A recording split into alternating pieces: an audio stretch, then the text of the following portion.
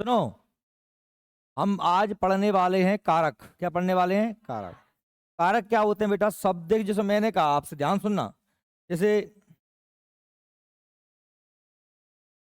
बालक,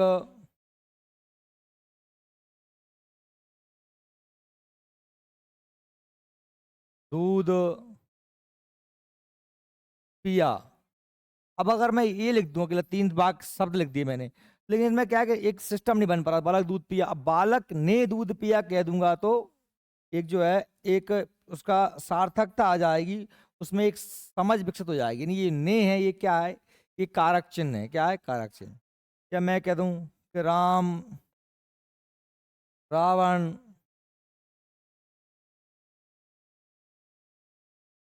तीर मारा। अब देखो, राम रावण तीर मारा सेंटेंस सब तो है, पर वो जो एक एक सार्थकता आनी चाहिए वो नहीं आ पा रही। क्यों नहीं आ पा रही? क्योंकि इनके बीच संबंध नहीं बैठ पा रहा। क्या है? तो हम यहाँ लिख देंगे ने को से। ने को तीर, राम ने रावण को तीर से मारा। तो मतलब ये जो चिन्ह है, ये जो लगे हैं, इन्हें क्या कहते हैं हम? कारक चिन्ह या विभक्ति। क्या कहते हैं? विभक्ति कहते हैं। ठीक है। तो शब्दों के मध्य आपसी संबंध दर्शाने के लिए जिन चिन्हों या जिनका का प्रयोग करते हैं विभक्तियों का, उन्हें क्या कहा जाता है? कारक कहा जाता है। ठीक है। अब संज्ञा या सर्वनाम के जिस रूप से संबंध क्रिया के साथ दर्शाया जाता है, ठीक है ना? अब जैसे मैंने कहा साहब, वास्तव में इंपोर्टेंट क्या है? क्रिया। मारा, किसने मारा? राम ने। किसको मारा? रावण को। कैसे मारा? तीर से। यानी कि संज्ञा या सर्वनाम का संबंध का दर्शाया जा रहा है क्रिया से। क्रिया के जिस रूप से दर्शाया जा रहा है, या देखो मैंने कहा यहां पर किसने मारा, तो मारने वाला कर्ता होता है, तो राम कौन हो गया? कर्ता कारक, है ना? किसको मारा? जिसके लिए मारा जाता है तो वो क्या है भैया? कर्म है ना? और जिससे मारा जाता है वो क्या होता है? करण होता है। तो वाक्य के जिस रूप से क्रिया के साथ संज्ञा के या सर्वनाम जिस रूप से उनका संबंध का दर्शाया जा रहा है, क्रिया से दर्शाया जाता है, उसे कारक कहते हैं। कारक सूचित करने के लिए संज्ञा अथवा सर्वनाम के साथ जो प्रत्यय लगाए जाते हैं उन्हें क्या कहते हैं? विभक्ति। ने को से, ये क्या है? विभक्तियां। लेकिन रूप क्या है इसका? कर्ता कारक, है ना? कर्ता कारक की विभक्ति क्या हो गई? ने। करण कारक कर्म की क्या हो गई? को। विभक्ति माने चिन्ह। जैसे ने को से, ये क्या है? चिन्ह। लेकिन इनका रूप क्या है कि राम करता है, ये हमें समझ में कैसे आ रहा है? क्रिया के साथ संबंध। राम क्या करने वाला है? मारना क्रिया करने वाला है राम, तो जो क्रिया को करता है वो कर्ता कहलाता है। ठीक है। और क्रिया का फल जिस पे पड़ता है वो कर्म कहलाता है। अब राम ने कौन सी क्रिया करी? मारना। कौन मारा? रावण मारा, तो रावण क्या हो जाएगा? कर्म। राम के द्वारा मारना क्रिया का प्रभाव किससे पड़ रहा है? रावण। अब राम ने वो क्रिया करी काहे से? तीर से करी है। तो क्रिया का जो करण होता है, इंस्ट्रूमेंट होता है, उसे क्या कहते हैं? करण कहते हैं। ठीक है। तो ऐसे ही यानी शब्दों या संज्ञा या सर्वनाम के जिस रूप के से क्रिया के साथ उनका संबंध दर्शाया जाता है उसे क्या कहते हैं? कारक कहते हैं। और कारक को जिन चिन्हों के माध्यम से दर्शाया जाता है उन्हें क्या कहते हैं? विभक्ति कहते हैं। ठीक है। अब अनेक विद्वानों ने कारक विभक्ति या परसर्ग भी कहा है। कारक विभक्ति, कारक को क्या कहा है? विभक्ति भी कहा है, या फिर क्या कहा है? परसर्ग। परसर्ग भी कहते हैं, ये भी याद रख लेना। ठीक है। कारक चिन्ह याद रखने के लिए इस पद की रचना की गई है। ये वैसे ही है, हालांकि आप तो वैसे याद कर लेना। कर्ता ने कर्म को करण से संप्रदान के लिए अपादान से संबंध का आगे के अधिकरण में पर संबोधन एवं हरि, यही याद करना। फिर भी ये ऐसे अगर किसी को याद करना सरल लगे, जैसे कर लेना कि कर्ता ने अरु कर्म को, कर्ता ने अरु कर्म को करण रीति से जान, संप्रदाय को के लिए अपादान से मान, काकी के संबंध है अधिकरण में परमान, हे अरे संबोधन है मित्र धराऊ यह ध्यान। ये दोहा टाइप का बना दिया, नोट्स में दिया हुआ आपके में। कर्ता ने कर्म को, है ना? कर्ता ने अरु कर्म को करण रीति से जान, संप्रदान के लिए अपादान से मान, काकी के संबंध है अधिकरण में परमान, हे अरे संबोधन है मित्र धराऊ तुम ध्यान। ठीक है। ये ना करो तो सीधा कर्ता ने कर्म को करण से संप्रदान के लिए अपादान से संबंध काकी के अधिकरण में पर संबोधन ये हो हरि। हमें ये याद होना चाहिए। सभी कारकों का एक ही वाक्य में प्रयोग करके देखते हैं हम। जो हमारे 8 कारक हैं, हे मित्र, ये क्या हो गया, संबोधन हो गया 8वां। लक्ष्मण के भाई, लक्ष्मण के भाई क्या हो गया, संबंध हो गया। राम ने कर्ता, रावण को कर्म, सीता के लिए संप्रदान, घोड़े पर अधिकरण, मैं पर, बैठकर तीर से क्या हो गया, करण, ठीक है, मारा जिससे वह रथ से गिर गया, रथ से गिर गया, अपादान, रथ से गिर गया, से क्या में आ गया, अपादान। एक ही सेंटेंस में 8 कारक दिए हैं, क्या दिए हैं, 8 कारक। संस्कृत भाषा में कारक के 6 भेद होते हैं, परंतु हिंदी में कितने होते हैं, 8।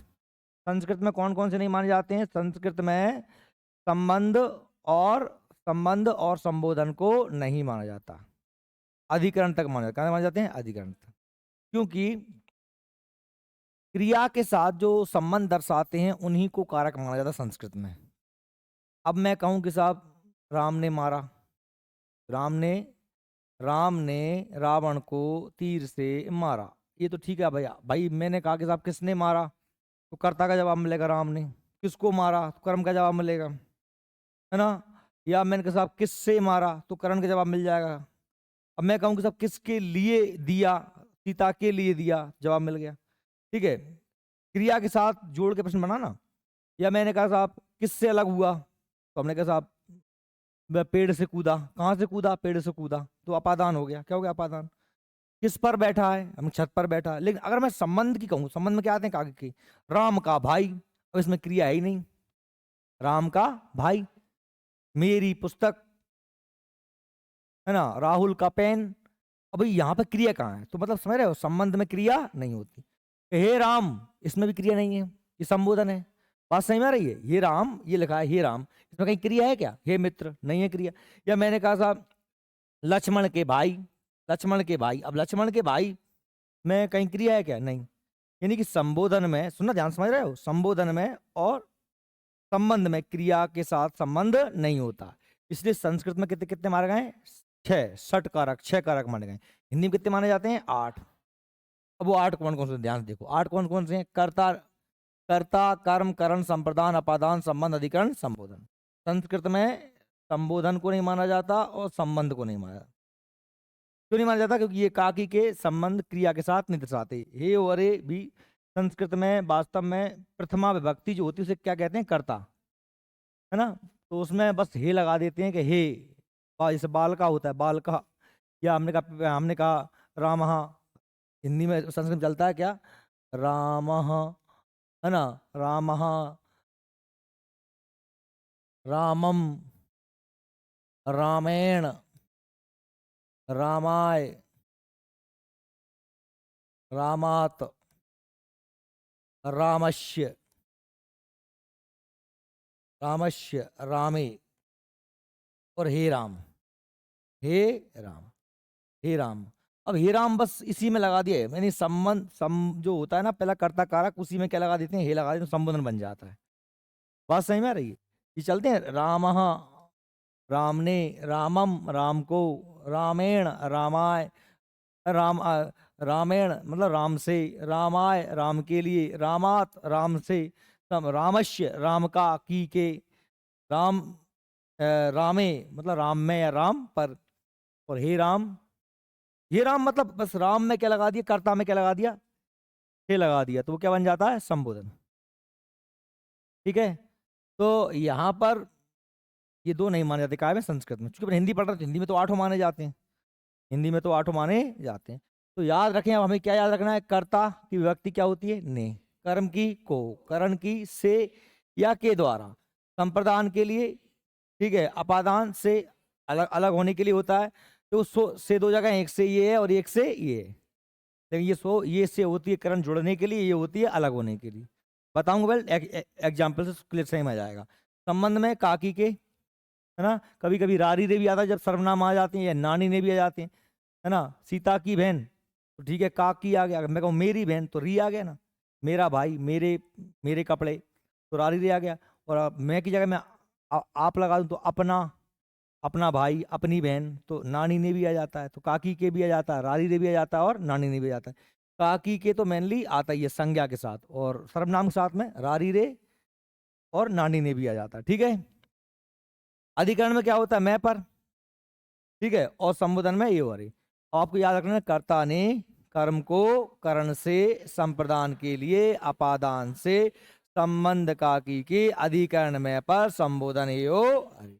अभी आपको याद होना ही चाहिए ऐसे, है ना। एक बार सिमरन में रिपीट करो, कर्ता ने कर्म को से संप्रदान के लिए अपादान से संबंध का की अधिकरण में पर संबोधन एवं, ठीक है। अब देखो विभक्ति किसे कहते हैं, हमने कहा साहब कर्ता तो कारक है। देखो ये मैंने कहा ये सब तो क्या है, कारक है, और ये सब क्या है, कारक चिन्ह। इन्हीं को क्या बोलते हैं अपन, विभक्ति। इन्हें क्या बोलते हैं, या इन्हीं को क्या बोलते हैं, परसर्ग। क्या बोलते हैं, परसर्ग बोलते हैं। क्या बोलते हैं, विभक्ति। ये कर्ता, ये कारक है। कर्ता कारक होता है, कर्म कारक होता है, लेकिन चिन्ह क्या होता है, कर्ता कारक का नहीं होता है। चिन्ह या विभक्ति, चिन्ह या विभक्ति या परसर्ग, ठीक है। अब देखो, कारक को सूचित करने के लिए संज्ञा सर्वनाम के साथ जो प्रत्यय लगाया जाता है उसे क्या कहते हैं, विभक्ति। जो प्रत्यय लगाया जाता है उसे क्या कहते हैं, विभक्ति कहते हैं। हिंदी में विभक्तियां दो प्रकार की होती हैं, संश्लिष्ट या विश्लिष्ट। संश्लिष्ट मतलब मिली हुई, विश्लिष्ट मतलब अलग अलग। संश्लिष्ट जो विभक्ति सर्वनाम के साथ प्रयोग की जाती है उन्हें संश्लिष्ट कहते हैं। जो सर्वनाम के साथ मिली रहती है, के साथ, सर्वनाम के साथ। और जो संज्ञा के साथ मिली रहती है उसे क्या बोलते हैं, विश्लिष्ट बोलते हैं। जैसे देखो उन पर, तो उन क्या है, सर्वनाम है कि नहीं। तुमको, मुझको, हम पर, हमसे, समझ में आ रही नहीं आ रही बात। तो संश्लिष्ट किसे कहते हैं, उसके, तेरा, तुम्हारा, अपना, मेरा, ये सब क्या है, ये सब विभक्ति लगी है, लेकिन कायम लगी है सर्वनाम। तो ऐसी विभक्ति जो कायम लगी होती हैं, सर्वनाम में लगी, उन्हें क्या बोलते हैं, संश्लिष्ट। और जो लगी रहती है कायम है संज्ञा में, उसे क्या बोलते हैं, संज्ञा मतलब किसी का नाम। संज्ञा मतलब क्या, तो किसी का नाम। जो विभक्ति संज्ञा के साथ प्रयोग की जाती है उन्हें विश्लिष्ट विभक्ति कहते हैं। जैसे कि मोहन ने सीता को राम से घोड़े पर आदि। समझ में आ रही, ये सब क्या है, मोहन, सीता, राम, घोड़ा, ये सब क्या है, संज्ञा है। ये सब क्या है, संज्ञा है। समझ में आ रही बात, ठीक है। तो संस्कृत समझ गए तुम। इसके बाद आगे देखते हैं। पहला क्या है हमारा, कर्ता कारक। क्या है, कर्ता कारक। अब कर्ता कारक की विभक्ति क्या होती है, ने होती है। क्या होती है, ने। राम ने, राम ने रावण को मारा, ये है। लेकिन बेटा अब जरूरी थोड़ी कि हर बार विभक्ति लगी हो, जरूरी नहीं होती कि हर बार विभक्ति लगी हो। देखो मैं आपको लिखता हूं, मैंने कहा राम ने, राम ने रावण को मारा, रावण को मारा, ठीक है। अब मैं एक सेंट और लिखता हूं, राम रावण को मारते हैं, राम रावण को मारते हैं। देखो यार ध्यान से देखना, इसमें व्यक्ति नहीं लगी, इसमें व्यक्ति लगी है। राम तो करता ही है, मारना क्रिया कौन कर रहा है, राम ही कर रहा है। यहाँ भी करता है राम, राम ने रावण को मारा, यहाँ भी राम करता है। कैसे पहचानेंगे भाई, राम ने क्रिया की है ना, कौन सी क्रिया की है, मारना। क्रिया को जो करता है वो करने वाला क्या कहलाता है, कर्ता कहलाता है। क्रिया के करने वाले को क्या कहते हैं, कर्ता कहते हैं। अब यहाँ देखो, यहाँ पर राम ने रावण को मारा नहीं लगाया हमने, राम रावण को मारते हैं। यहाँ राम ने रावण को मारा, इसलिए यहाँ पर नहीं है, यहाँ पर नहीं। तो अब दो कंडीशन है, मतलब विभक्ति हो भी सकती है, तो चिन्ह, विभक्ति चिन्ह हो भी सकता है और नहीं भी हो सकता। क्यों नहीं है, यहाँ पे इसलिए नहीं, यहाँ पे इसलिए है क्योंकि यहाँ पर जो मारा है ना, ये भूतकाल है। कौन सा काल है, भूतकाल। और ये क्या, कौन सा काल है, वर्तमान काल। कौन सा काल है, वर्तमान काल। तो भूतकाल की क्रियाओं में, भूतकाल में, है ना, भूतकाल में क्या होता है, हम विभक्ति का प्रयोग करते हैं और काल में नहीं करते। बात समझ में आ रही मेरी। अब जिनके साथ विभक्ति का प्रयोग किया जाता है, देखिए, अप्रत्यय कर्ता कारक। अप्रत्यय कर्ता कारक में क्रिया सदैव कर्ता के अनुसार होती है, अर्थात क्रिया के लिंग, वचन और पुरुष कर्ता के अनुसार होते हैं। इसमें कर्ता कारक की विभक्ति ने का प्रयोग नहीं किया जाता। कर्ता कारक को प्रधान कर्ता कारक भी कहा जाता। इसका मतलब क्या है, इसका मतलब ये है कि भाई क्रिया जो होगी वो किसके हिसाब से होगी, किसके हिसाब से होगी, कर्ता के हिसाब से होगी। इसमें ने विभक्ति का प्रयोग नहीं करते। अब मैंने कहा जैसे, कैसे का आपसे एक उदाहरण देता हूं। बालक,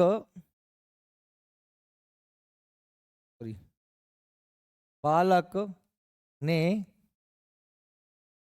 दूध पिया, दूध पिया, ठीक है।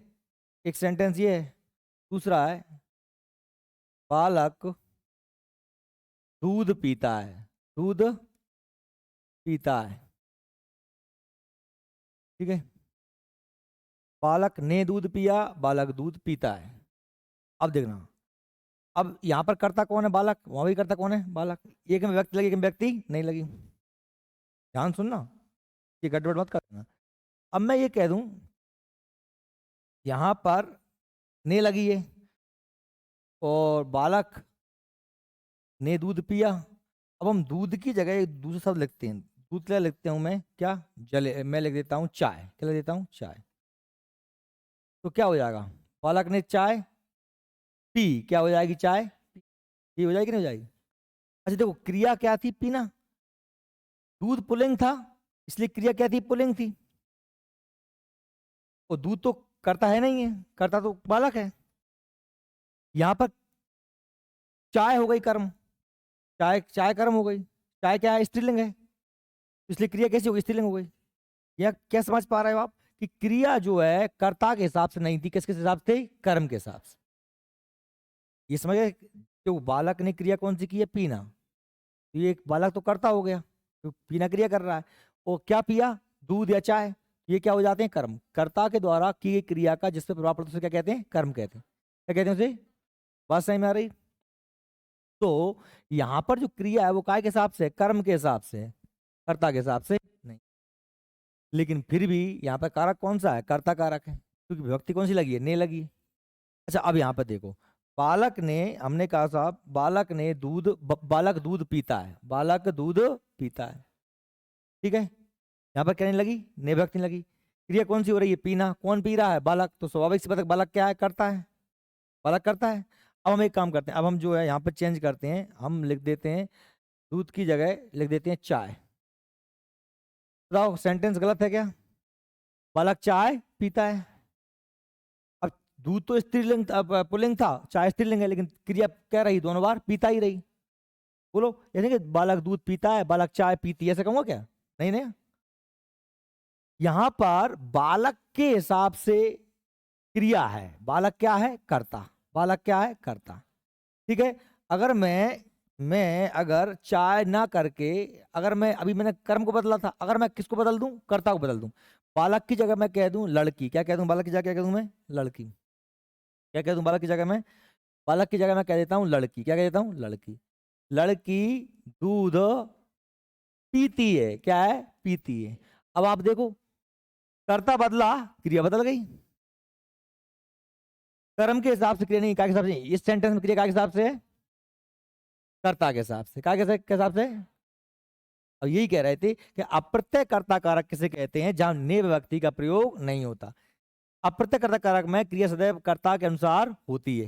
इसका हिसाब से कर्ता के हिसाब से होती है, अर्थात क्रिया के लिंग, वचन और पुरुष कर्ता के अनुसार होते हैं। इसमें कर्ता कारक व्यक्ति ने का प्रयोग नहीं किया जाता। लिखा है, क्या लिखा है? नहीं किया जाता।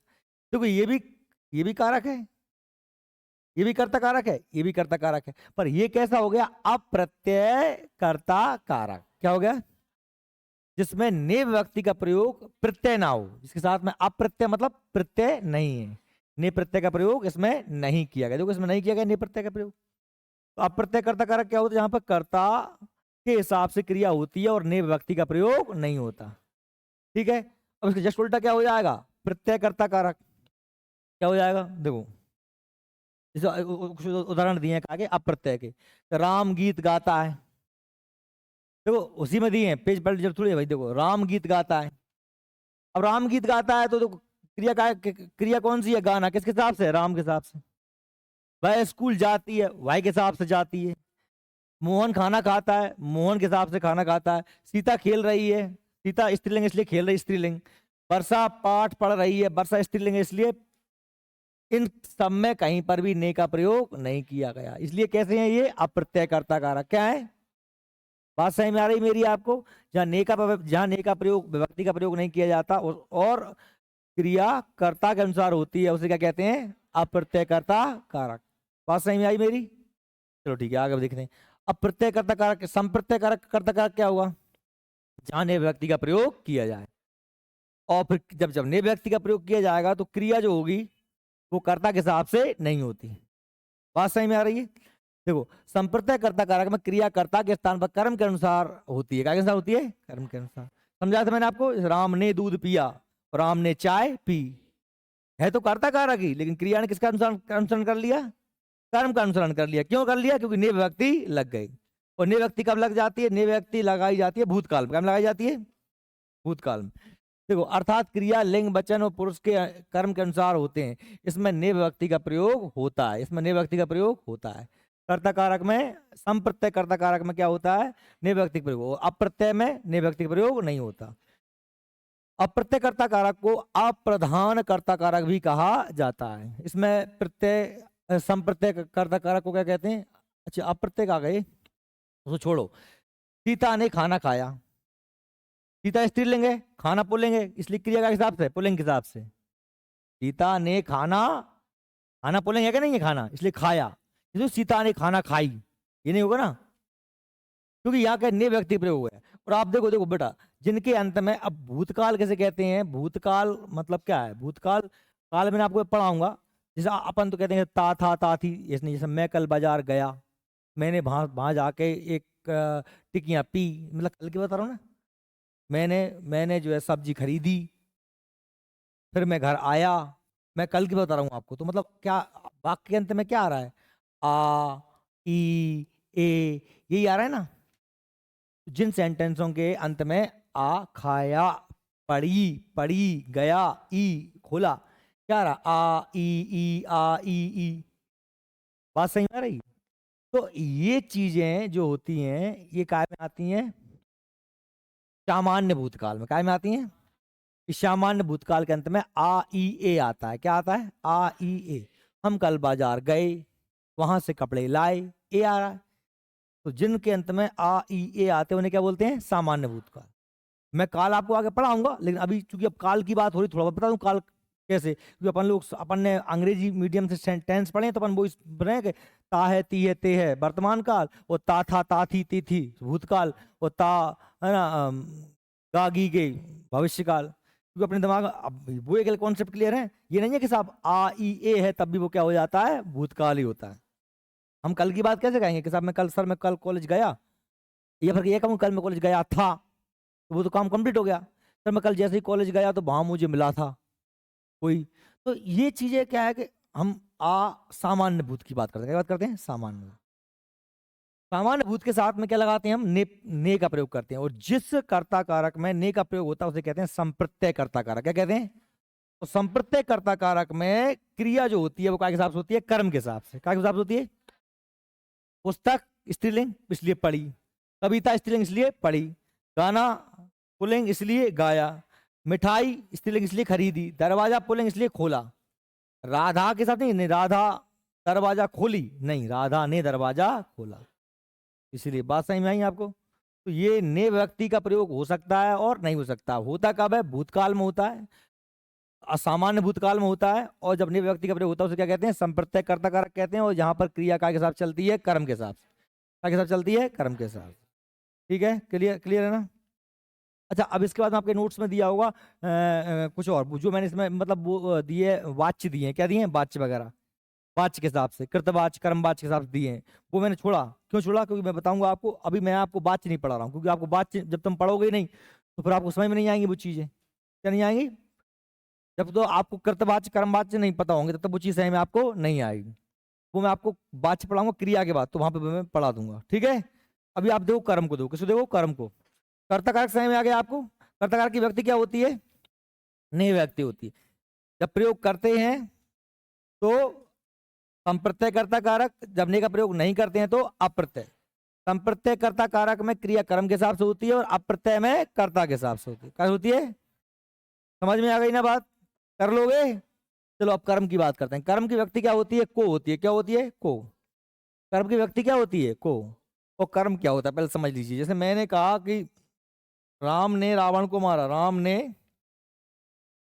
रावण को मारा, रावण को मारा। अब ध्यान सुनना अच्छे तरीके से कि राम मारा क्रिया को कौन कर रहा है? राम। तो क्रिया करने वाला कौन होता है? कर्ता। क्रिया करने वाला कौन होता है? कर्ता होता है।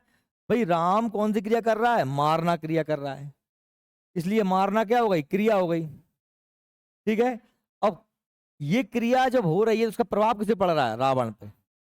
तो जिस पर कर्ता के द्वारा की गई क्रिया का प्रभाव पड़ता है उसे कर्म कहते हैं। उसे क्या कहते हैं? कर्म। बात समझ में आ रही मेरी आपको? कर्ता के द्वारा कौन सी क्रिया की जा रही है? मारना।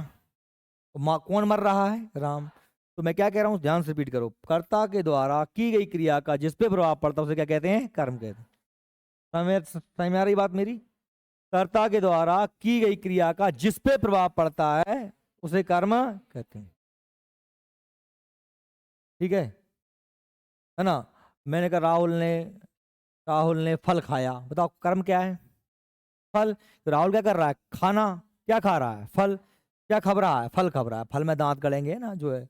तो इस तरीके से क्रिया कर्ता के द्वारा किए क्रिया के जिस पे प्रभाव पड़ता है उसे क्या कहते हैं? कर्म कहते हैं। ठीक है। तो कर्म को कैसे पहचानेंगे हम कि क्रिया का प्रभाव उस पर पड़ रहा है कि नहीं पड़ रहा? ठीक है। चलिए, तो अब हम जब कर्म को पहचान लेंगे तो वाक्य क्या कह रहे हैं भाई?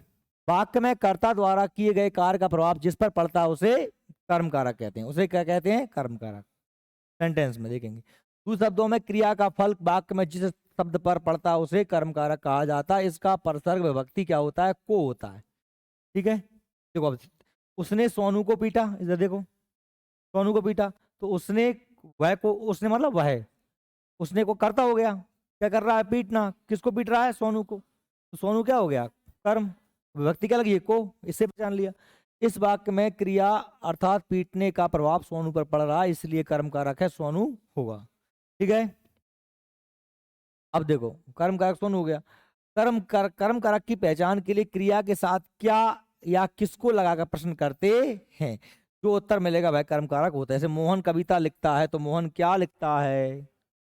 या मोहन ने सोहन को मारा। किसको मारा? सोहन को मारा। क्या और किसको लगाते हैं तो जो आंसर मिलता है वो क्या होता है? कर्म होता है।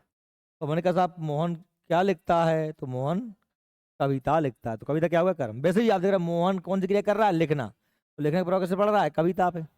कविता लिखी जा रही है, इसलिए कविता क्या हो गई? कर्म हो गई। बात सही में आई मेरी आपको? कर्म पहचान लोगे ना? ठीक है। अब आगे देखते हैं। अर्थात इस वाक्य में क्या लगाने के बाद जो उत्तर मिलता है कविता, वही कर्म कारक है। कर्ता कारक की तरह कर्म कारक में भी अनेक बार विभक्ति या परसर का प्रयोग नहीं होता है। कभी कभी ऐसा भी होता है कि जैसे मैंने कहा था ना अभी, अब हमने देखा था कर्ता कारक में प्रत्येक, कभी तो हम ने लगा रहे थे, कभी ने नहीं लगा रहे थे। तो ऐसा कर्म कारक के साथ भी होता है। जैसे मैंने कहा राम पुस्तक पढ़ रहा है। राम पुस्तक पढ़ रहा है। अब यहाँ पर को लगा है क्या? नहीं लगा। लेकिन फिर भी राम कौन है? कर्ता। कौन सी क्रिया कर रहा है? पढ़ना। क्या पढ़ी जा रही है? पुस्तक पढ़ी जा रही है। अपने आप ही कर्म कारक समझ आई नहीं आई? कर्म कारक है, क्योंकि राम के द्वारा किए गए कर्म किसने पढ़ रहा है? पुस्तक। वही मतलब, जरूरत नहीं पड़ी गाय की हमको को की। राम पुस्तक को पढ़ता है। राम पुस्तक को पढ़ता है तो प्रेजेंट टेंस हो जाता, वर्तमान काल हो जाता। ये भी वर्तमान काल है, ये वर्तमान कंटिन्यूअस है। ये क्या है? ये चल रहा है। ठीक है। जैसे नरेश पत्र लिखता है। नरेश पत्र लिखता है। अब नरेश पत्र को लिखता है, ये तो नहीं लगाएंगे, अच्छा नहीं लग रहा है। देखो मैं ये कहूं, राम ने रावण को मारा। रावण को मारा, है ना? और राम ने पत्ता तोड़ा। पत्ता तोड़ा। देखो बात समझ ना। राम ने रावण को मारा, राम ने पत्ता तोड़ा। नहीं मारी मेरी कुछ बात आपको? यहाँ पर तो देखो को है, यहाँ पर तो को है, और यहाँ पर राम ने पत्ते को तोड़ा। मैंने नहीं किया, मैंने ये नहीं किया। तब भी सेंटेंस सही है कि नहीं बताओ? राम करता है, क्या कर रहा है? तोड़ना। क्या टूट रहा है? पत्ता। तो ये क्या हो गया? कर्म कारक। क्या है? कर्म कारक। राम करता है, क्या कर रहा है? मार रहा है। किसको? किसको मार रहा है? रावण को। रावण क्या हो गया? कर्म कारक। बात समझ में आ रही क्या मेरी? लेकिन अब यहां पर तुम देखो, रावण के साथ को लगाया, पत्ता के साथ को नहीं लगाया। भाई ये भी भूतकाल है। राम ने रावण को मारा, राम ने पत्ता तोड़ा, ये भी भूतकाल है। कोई अंतर नहीं है। क्या अंतर दिख रहा है? ये सजीव है और ये निर्जीव। सामान्यतः सजीवों के साथ में को का प्रयोग कर देते हैं। राम ने बंदर को मारा, है ना? मोहन ने सोहन को पीटा। लेकिन मैंने कह दिया मोहन ने दूध पिया। तो दूध के साथ मैंने को नहीं लगाया। मोहन ने सोहन को पीटा तो फिर को लगा दिया। फिर पिया, क्या पिला, दूध पिला, जिसे दूध कर्म हो गया। पीटा, किसको पीटा, सोहन को, तो सोहन क्या हो गया, कर्म कारक हो गया। बात समझ में आ रही क्या मेरी? तो विभक्ति का प्रयोग करते भी हैं और नहीं भी करते हैं। सामान्यतः सजीवों के साथ को व्यक्ति लगा देते हैं और निर्जीवों के साथ को व्यक्ति नहीं लगाते। बात समझ में आ रही है क्या? आ रही है क्या? होश में बैठना तो समझ में आएगी, नहीं न समझ साम बैठे तो कहीं समझ नहीं आ रही है। ठीक है। बच्चे फल खाते हैं, अब देखो इसमें नहीं लगा क्योंकि ये देखो ये भी पुस्तक भी निर्जीव है, पत्र भी निर्जीव है, फल भी निर्जीव है। किसी के साथ को नहीं लगा, नहीं लगा ना। लेकिन विजेता बच्चों को ही पुरस्कार मिलेगा, विजेता बच्चों को ही पुरस्कार मिलेगा। अब यहाँ पर देखो क्या है, पुरस्कार यहाँ पर मिलना, क्या मिलेगा, पुरस्कार। ठीक है, तो यहाँ पर पुरस्कार में है, बच्चों के लिए नहीं, नहीं सोचो को लगा दो। ये को तो वास्तव में के लिए का रूप है, काय के लिए रूप है, के लिए का। जो हम पढ़ते हैं ना अगला, संप्रदान कारक, कर्ता ने कर्म को करण से संप्रदान के लिए, संप्रदान के लिए को हम कभी कभी को प्रयोग भी कर लेते हैं। क्या कर लेते हैं, को प्रयोग। जैसे देखो बताऊं, मैंने कहा कि मैं एक सेंटेंस लिखता हूं आपको, राम सीता को फल लाए, क्या लाए, फल लाए। अब ध्यान से देखना जरा, ध्यान से देखना। राम करता है, कौन सी क्रिया कर रहे हैं, लाना, क्या ला रहे हैं, फल। तो फल तो कर्म हो गया, क्या हो गया, कर्म। अब आपका उस आप यहाँ पर को लगा था तो आप सब को तो कर्म के लिए होता है, आप दिमाग लगाओगे। वास्तव में हम ये कह सकते हैं ना के लिए, क्या कह सकते हैं, के लिए। तो अपन के लिए सामान्य नहीं, अपन को कह देते हैं, क्या कह देते हैं, को। तो के लिए और को का प्रयोग कर सकते हैं, काय के लिए, संप्रदान के लिए। कर्म के लिए तो अकेला को का होता ही है। यहाँ पर हमने कहा साहब हम नहीं लाए, हमने मतलब को नहीं लगाया फल के साथ। राम सीता, सीता के लिए फल को लाए, ये अच्छा लगेगा क्या, नहीं लग रहा ना।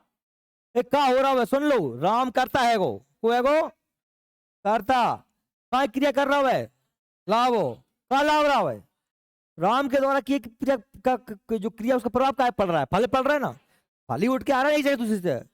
अब वो किसके लिए ला रहा है, तो वो है सीता के लिए। तो सीता में क्या हो जाएगा, संप्रदान कारक, क्या हो जाएगा, संप्रदान कारक हो जाएगा, क्या हो जाएगा।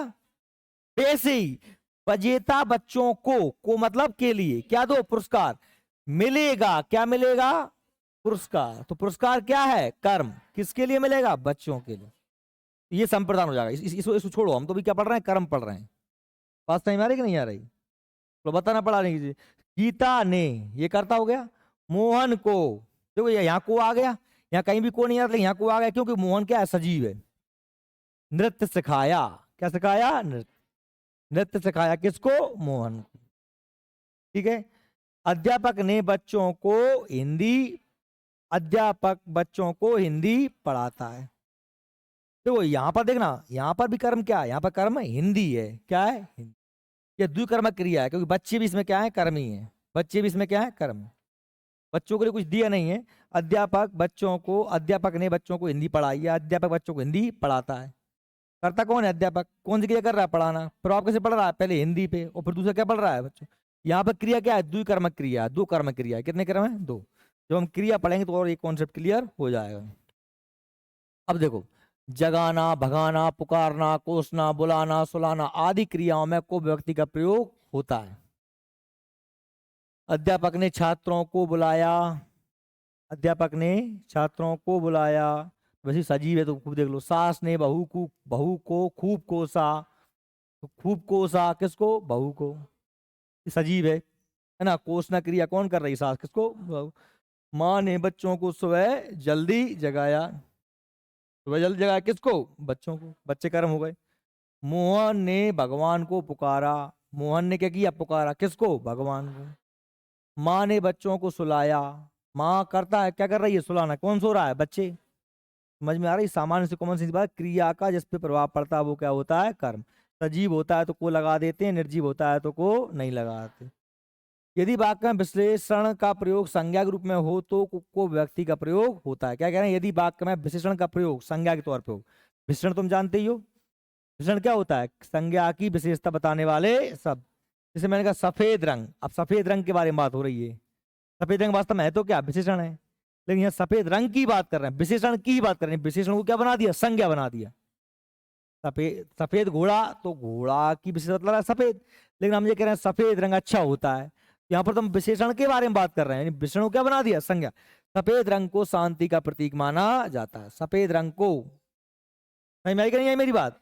सफेद रंग है क्या? वास्तव में विशेषण है, लेकिन यहाँ सफेद रंग की बात कर रहे हैं, तो सफेद रंग को क्या बना दिया? संज्ञा बना दिया। तो ये लग गया इसके साथ को, लग गया नहीं लगा?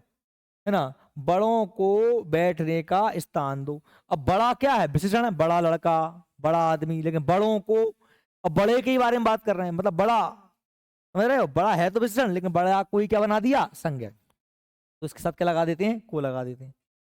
बात समझ में आ रही कि नहीं आ रही मेरी? इसमें छोटों को सदैव प्यार करो, तो छोटा क्या है? विशेषण है। विशेषण क्या होता है? कि संज्ञा, छोटा लड़का, बड़ा लड़का, बेईमान, है ना, बेईमानों को दूर रखो। बात सही है? तो बेईमानों की ही बात कर रहे हैं अपन। जब विशेषण को क्या बना दें? विशेषण को संज्ञा बना दें, नहीं उसी की बात करने लगे, तो फिर हम जो है वहां पर को का प्रयोग कर सकते हैं। ठीक है? को का प्रयोग करते काय के लिए? कर्म के लिए। तो कर्म क्या होता है? कर्ता के द्वारा की क्रिया का जैसे प्राप्त क्या होता है? कर्म। सजीवों के साथ को लगा देते हैं, निजों के साथ को नहीं लगाते। टाइम में आ रही क्या बात? बार बार रिपीट कर रहा हूँ चीजों को मैं। मारना क्रिया का प्रयोग को व्यक्ति के साथ भी होता है और को व्यक्ति के बिना भी होता है। जैसे मोहन ने सांप मारा, मोहन ने सांप मारा, अब मोहन ने सांप को मारा, मोहन ने सांप मारा, मोहन ने सांप को मारा, सुन सकते हैं। शिकारी ने शेर मारा, शिकारी ने शेर को मारा। सीता ने छिपकली मारी, सीता ने छिपकली को मारा। संप्रत्यय कर्म कारक होने पर कर्ता के अनुसार क्रिया कर्ता के अनुसार रहती है, तथा अप्रत्यय कर्ता कारक होने पर क्रिया कर्म के अनुसार रहती है। संप्रत्यय क्या कह रहे हैं? संप्रत्यय, संप्रत्यय कर्म कारक होने पर क्रिया कर्ता के अनुसार रहती है। संप्रत्यय और अप्रत्यय कर्म कारक होने पर क्रिया के अनुसार होती है, कर्म के अनुसार होती है। कर्म के अनुसार, संप्रत्यय कर्म कारक होने पर क्रिया कर्ता के अनुसार रहती है और अप्रत्यय में कर्म के अनुसार रहती है। संप्रत्यय अप्रत्यय तुमको भी समझा दिया मैंने। क्या होता है भैया? मैंने साहब छात्र ने पुस्तक को खोला, यहाँ पर क्या है? को लगा हुआ, मतलब संप्रत्यय। यहाँ पर प्रत्यय लगा हो, संप्रत्यय। प्रत्यय क्या है? को। जब प्रत्यय न लगा हुआ, अप्रत्यय। तो क्या कहना है? जब संप्रत्यय होगा तो क्रिया कर्ता के अनुसार रहेगी, कर्म कारक में भी, और जब अप्रत्यय रहेगा यानी को नहीं लगा रहेगा तो क्रिया कर्म के अनुसार रहेगी। बात समझ में आ रही कि नहीं आ रही? राम ने पुस्तक को खोला, तो यहां पर हमने कहा संप्रत्यय है, इसलिए क्रिया का हिसाब से कर्ता के अनुसार। कर्ता कौन है? छात्र। छात्र ने पुस्तक को खोला, है ना, का हिसाब से कर्ता के अनुसार रहती है संप्रत्यय कारक में। उसने फल को खाया, ये भी संप्रत्यय है। छात्र ने पुस्तक खोली, यहाँ पर क्या लग गई? ने लग गई। ने लग गई, तो ने लग गई तो मतलब ये क्या हो गया? अप्रत्यय हो गया। वास्तव में यहाँ पर को नहीं है ना, या सॉरी ने को छोड़ो, क्या लग गया? क्या है? को नहीं है, ये अप्रत्यय है। पुस्तक, देखो यहाँ पर पुस्तक संप्रत्यय है, यहाँ पर पुस्तक अप्रत्यय है। संप्रत्यय मतलब पुस्तक के साथ को लगा है, और अप्रत्यय मतलब पुस्तक के साथ को नहीं लगा, इसलिए पुस्तक खोली, यहाँ पुस्तक को खोला। बात सही में आ रही है क्या? यदि प्रत्यय लगी होगी तो भाई संप्रत्यय कारक हो, कर्म कारक होगा, और क्रिया कर्ता के हिसाब से होगी क्रिया। और यदि हमने कैसा प्रत्यय का को कारक को विभक्ति नहीं लगी होगी, यानी कि अप्रत्यय कारक, अप्रत्यय, प्रत्यय नहीं है, संप्रत्यय प्रत्यय है। प्रत्यय क्या होती है? को। प्रत्यय क्या होती है? को कोई विभक्ति कहते हैं। ठीक है? जैसे मैंने कहा साहब उसने रोटी खाई, अब उसने रोटी खाई, इसमें है क्या? बताओ, प्रत्यय नहीं है ना, कहाँ है? को है क्या? लगी क्या को? उसने रोटी खाई, तो ये क्या हो गया? अप्रत्यय, इसीलिए काय के हिसाब से हो गई, कर्म के हिसाब से। रोटी खाई, रोटी स्त्रीलिंग इसलिए क्रिया भी स्त्रीलिंग, पुस्तक स्त्रीलिंग इसलिए खोली भी स्त्रीलिंग। लेकिन यहाँ पर मैं कहता हूँ उसने रोटी को खाया, उसने रोटी को खाया, अगर को लगा दूंगा तो फिर क्या हो जाएगा? खाई ना होके खाया। राम ने रोटी को खाया। बात सही में आ रही? तो जब संप्रत्यय होता है तो कर्ता के हिसाब से, अप्रत्यय होता है तो कर्म का। किसकी बात कर रहे हैं हम? कर्म कारक की। किसकी बात कर रहे हैं? कर्म कारक की। कर्म कारक की व्यक्ति क्या होती है? को। कर्ता के द्वारा की क्रिया के जैसे प्राप्त होता है क्या कहते हैं? कर्म कारक। कर्ता के द्वारा की एक क्रिया का जिस पे प्राप्त होता है उसे क्या कहते हैं? कर्म कहते हैं। उसे क्या कहते हैं? कर्म। जब विभक्ति लगी हो तो संप्रत्यय, विभक्ति न लगी हो तो अप्रत्यय। ठीक है, क्लियर हो गया? समझ में आ गई मेरी बात? पहचान लोगे कर्म कारक को, विभक्ति लगी हो चाहे न लगी हो, आप समझ जाओगे, है ना? आपको क्या देखना है? कर्ता और फिर क्रिया, क्रिया का प्रभाव किस पे पड़ रहा है। अकेले को देख के मत लगा देना, सोचो को लगा है तो कर्म ही करा। भाई को मैंने बताया को लगा होता है फिर भी संप्रदान में पहुंच जाता है। तो मैंने कहा राम ने सीता को फल दिए, तो देना क्रिया के बाद जस्ट पहला कर्म कौन सा है? फल है। जिसके लिए दिए जाते हैं तो वो क्या हो जाता है? संप्रदान हो जाता है। समझ में आ रही बात क्या मेरी? हाँ, ज्यादातर तो को होता ही है, पर कभी कभी संप्रदान के लिए हम को की जगह या के लिए की जगह को का प्रयोग कर देते हैं। वो कर देते हैं तो वहां हम ध्यान लेना, वहां दो चीजें होंगी, इस पर दिखेंगी। ठीक है, क्वेश्चन लगाओगे तो और अच्छे टाइम में आएंगे आपको चीजें। करण कारक, करण कारक क्या होता है भाई? तो करण कारक में क्या होता है? जुड़ाव का भाव होता है। क्या होता है? जुड़ाव का भाव। यहाँ पर कोई इंस्ट्रूमेंटल आता है, कोई क्या आता है? कोई साधन आता है। क्या आता है? साधन। साधन समझ रहे हो? साधन जिसके द्वारा काम किया जाता है। जैसे मैंने कहा कि साहब मैंने पेन से लिखा, काय से लिखा? तो पेन पकड़ा होगा पेन को, या पेन साधन है? कौन सी क्रिया कर रहा हूं मैं? लिखना। राम ने पेन से लिखा, तो राम, मैंने कहा राम ने पेन से लिखा। अब राम करता हो गया, है ना? ने पेन से लिखा, कौन सी क्रिया कर रहा है? लिखना। राम करता हो गया क्योंकि क्या कर रहा है? राम क्रिया को करने वाला है, तो ये क्रिया हो गई। ठीक है, अब राम ने पेन से लिखा, राम ने पेन से लिखा, तो पेन क्या है? यहाँ पर करण कारक है। अगर तुम पूरा सेंटेंस ऐसे कर सकते हो कि राम ने बंदर को डंडे से मारा। अब देखो राम कौन है? करता। मारना क्या कर रहा है? क्रिया। काय से मार रहा है? डंडे से। अब कौन मर रहा है? बंदर। तो बंदर क्या हो जाएगा? कर्म। बंदर क्या हो जाएगा? कर्म। हम तो यहाँ पर किसकी बात कर रहे हैं? करण की बात कर रहे हैं। जिसके साथ से लगा होता है वो क्या होता है?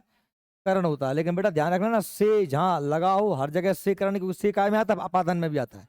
आपको ये समझना पड़ेगा क्रिया किस साधन से हो रही है। साधन है ना, तलवार से काटा, जुड़ाव का भाव। डंडे से मारा, जुड़ाव का भाव। पेन से लिखा, चम्मच से खाया।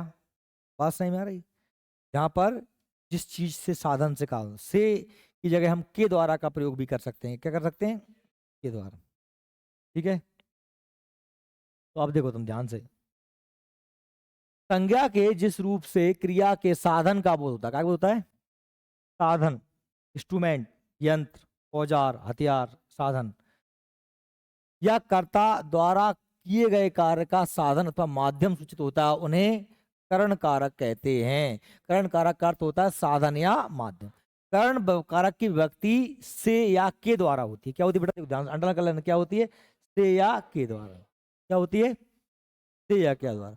परंतु इन विभक्तियों के अलावा भी कुछ विद्वानों ने क्या कहा? कुछ ने कहा के जरिए, के जरिए, या के साथ, या के बिना, के अकेले द्वारा, तो कभी कभी इनका भी प्रयोग कर लेते हैं। ठीक है, वैसे मेनली तो क्या होता है? हमने कहा साहब से या के द्वारा। फिर कभी कभी कोई व्यक्ति के जरिए, मैंने डंडे के जरिए मारा, या मतलब ना कब नाव के जरिए पार हो गया, कुछ भी साधन। ठीक है, जैसे मैं यहाँ बस से आया हूँ, कैसे आया हूँ? साधन क्या हो गया मेरा? बस। मैं करता हूँ, क्या किया मैंने? आना। कैसे आया हूँ? बस से। बस, बस के साथ से लगा हुआ है। से लगा हुआ है, लेकिन हर बार से करण नहीं होता, क्यों? अपादान भी तो होगा। जेब से पैसे गिरे, जेब से पैसे गिरे अलग होगा कि नहीं भाई? जेब से पैसे, तो वहां क्या हो जाएगा? अपादान हो जाएगा। तो आप जेब नहीं सोचोगे, जेब से, जेब का जो कारण कारक हो गया, साधन थोड़ी है जेब से। अलग हो गए पैसे, क्या हो गए? अलग हो गए, है ना? जिसमें राम ने रावण को तीर से मारा, कैसे? तीर से। बच्चे फुटबॉल से खेल रहे हैं, कैसे खेल रहे हैं? फुटबॉल से। कैसे? फुटबॉल से। साधन हो गया फुटबॉल। ठीक है, अर्जुन ने जयद्रथ को बाण से मारा, तो कैसे?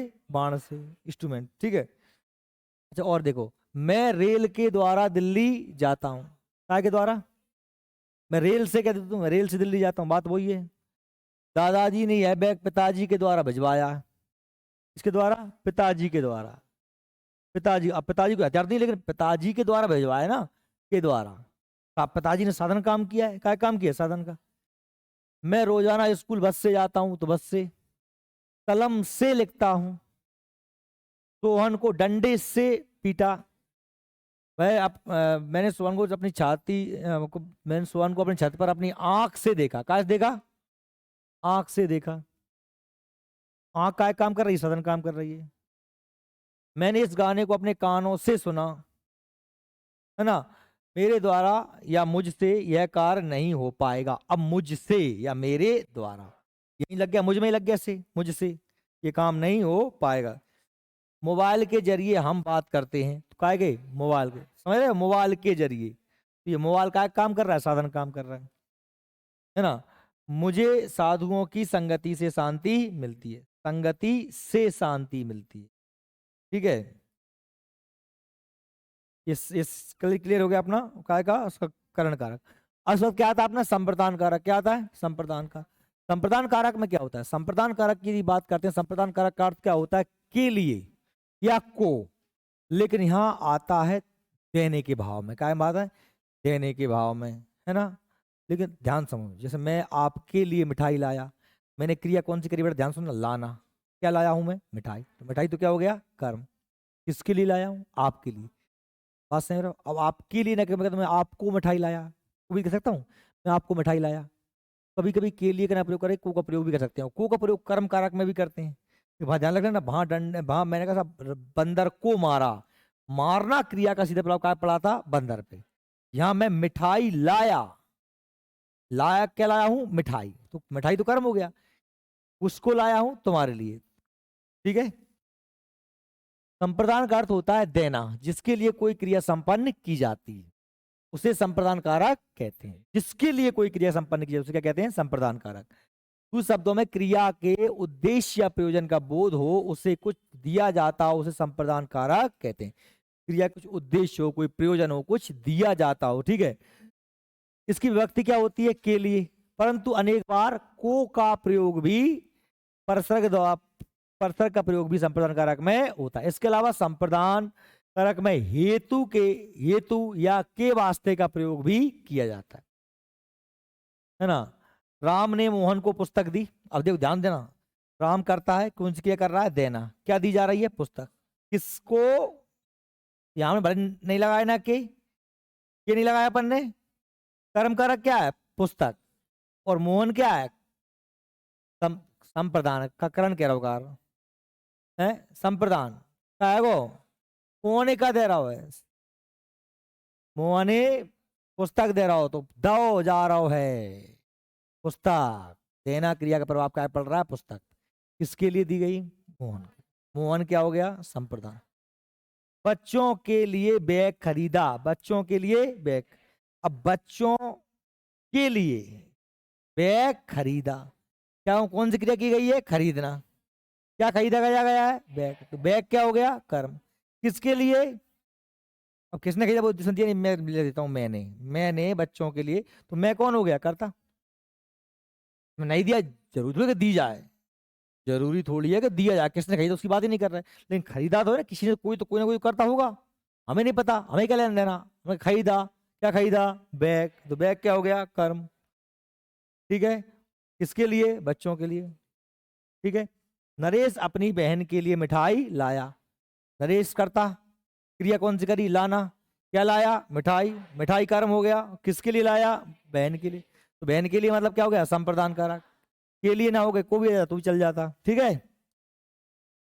दान की स्थिति में जो वस्तु वापस ना ली जाए उसके लिए भी संप्रदान कारक का प्रयोग किया जाता है। गौतम ने गरीबों को कंबल दिए। अब ठीक है, गरीबों के लिए गौतम ने क्या किया? दिया। क्या दिया? कंबल। कंबल कर्म। किसको दिया? गरीबों। तो ये गरीबों के को क्या हो गया? संप्रदान। भूखों को अन्न दो और प्यासों को जल। अब देखना, भूखों को क्या दे रहे हैं? अन्न। कौन सी क्रिया कर रहे हैं? देना। क्या दे रहे हैं? अन्न। अन्न कर्म। किसको? भूखों को। तो ये क्या हो गया? संप्रदान। प्यासों को जल दो। क्या दो? जल। जल। अब यहाँ पर दो भले रिपीट नहीं, लेकिन अपने आप में इंडिविजुअल छुपा हुआ है। दो, भूखों को अन्न दो, प्यासों को जल। दो क्रिया, दोनों की क्रिया एक ही है ना, सेंटेंस, इसलिए दो क्या दो? जल। किसको? प्यासों को। तो प्यासों के लिए क्या हो गया? संप्रदान। जल क्या हो जाएगा? कर्म। जल क्या हो जाएगा? बात समझ में आ रही कि नहीं आ रही?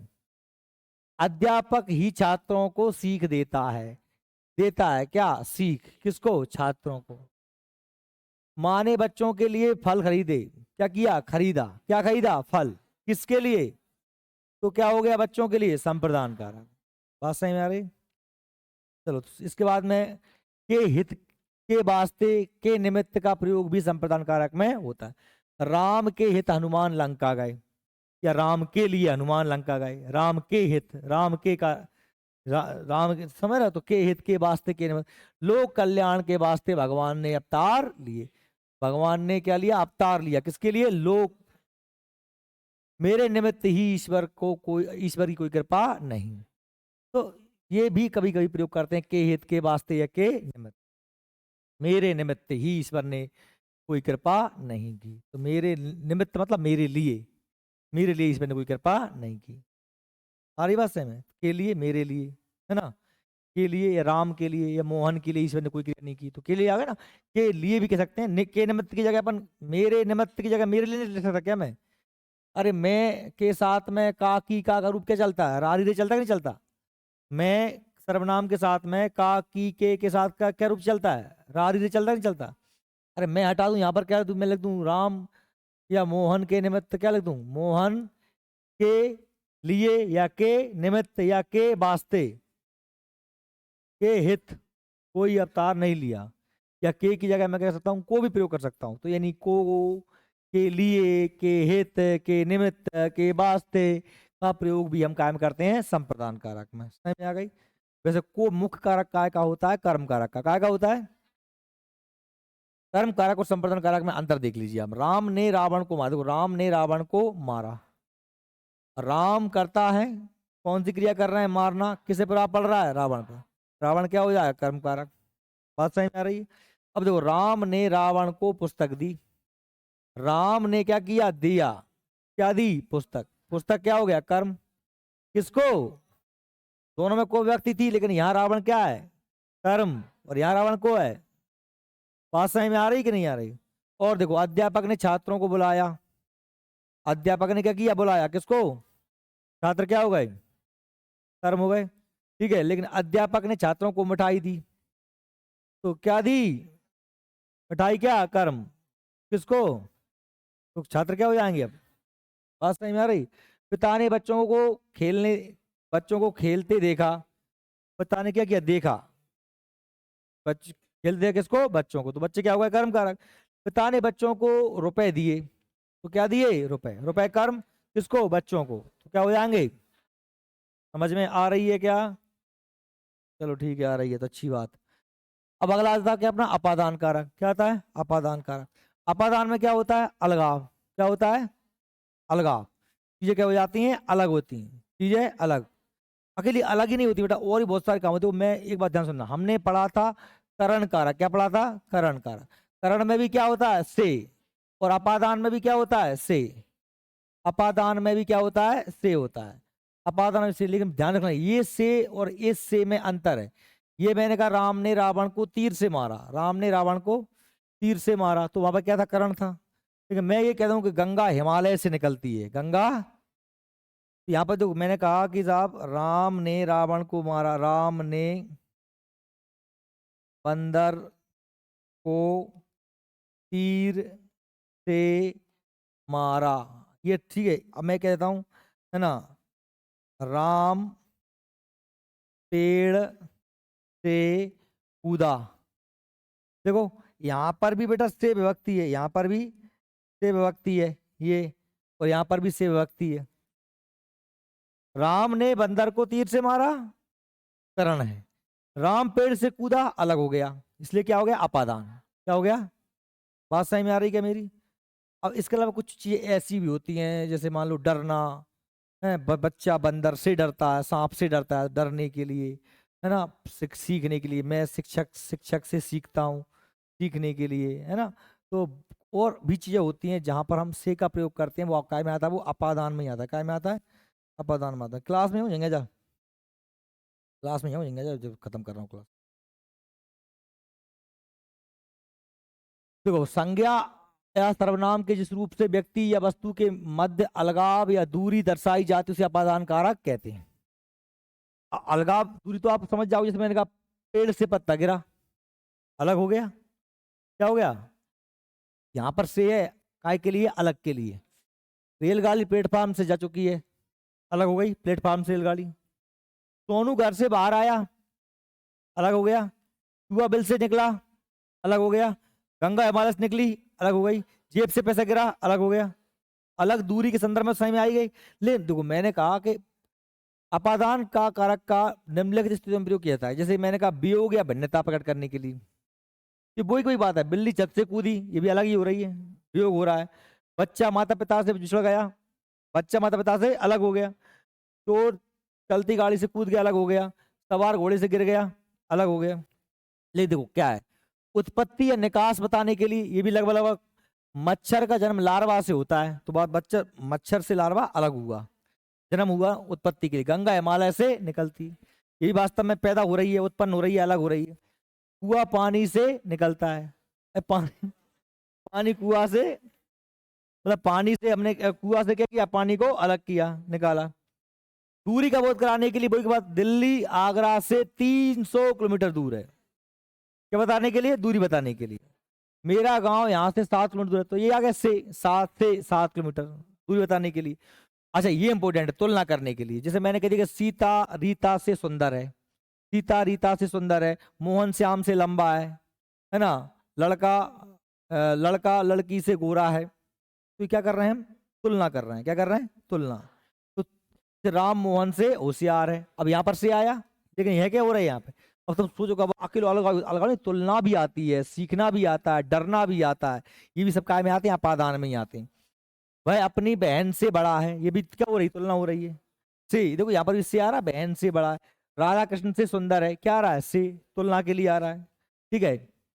कार्य आरंभ होने के समय को प्रकट करते समय, जैसे कल से कक्षाएं आरंभ होंगी, तो ये क्या कर रहे हैं, कार्य की शुरुआत की बात कर रहे हैं। से आया, क्या आया, से। देखो ये से आया, लेकिन क्या है, कार्य आरंभ होने की बात कर रहे हैं। 15 जनवरी से पढ़ना शुरू करेंगे, तो यहाँ पर भी से आ गया, कार्य के संदर्भ में, आरंभ कार्य काम शुरू करने के संदर्भ। खेल 7 बजे शुरू होगा, से आ गया।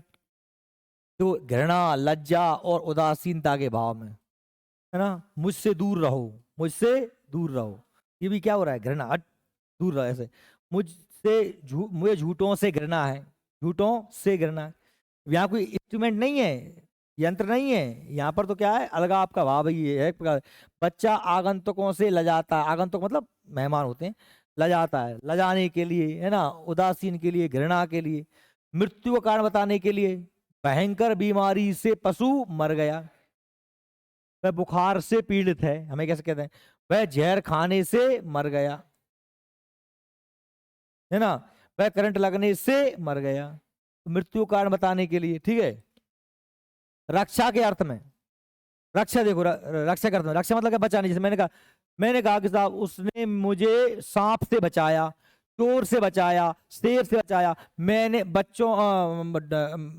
मोहन ने हमारी डाकुओं से रक्षा की, कैसे की, डाकू से आ रहा है ना। देखो उसको सर्दी से बचाया, मोहन को गिरने से बचाया, समझ रहे हो, गिरने से। अरे बचाओ बचाया, सेंटेंस के बीच में पढ़ो, भावार्थ देखो ना, मैं समझाओ क्या चाह रहा हूँ, बचाया बचाओ। डर की स्थिति में, अब तुम डर देखो, मैंने कहा डर डर डर शंका है। जैसे मैंने कहा बच्चा शेर से डरता है, क्या डरता है, शेर। हम सांप से डरते हैं, से डर रहे हैं, सांप से डरने के लिए, बचाने के लिए, है ना, रक्षा करने के लिए। उसने मुझे सांप से बचाया, मेरी रक्षा की। तो बचाने के लिए, रक्षा करने के लिए, डरना करने के लिए, घृणा करने के लिए, मरने का कारण बताने के लिए, अलगाव के लिए, दूरी के लिए, उत्पन्न के लिए, ये चीजें सब काय में आती हैं, अलगाव में आती हैं। अलगाव मतलब क्या हो जाएगा अपना, अपादान।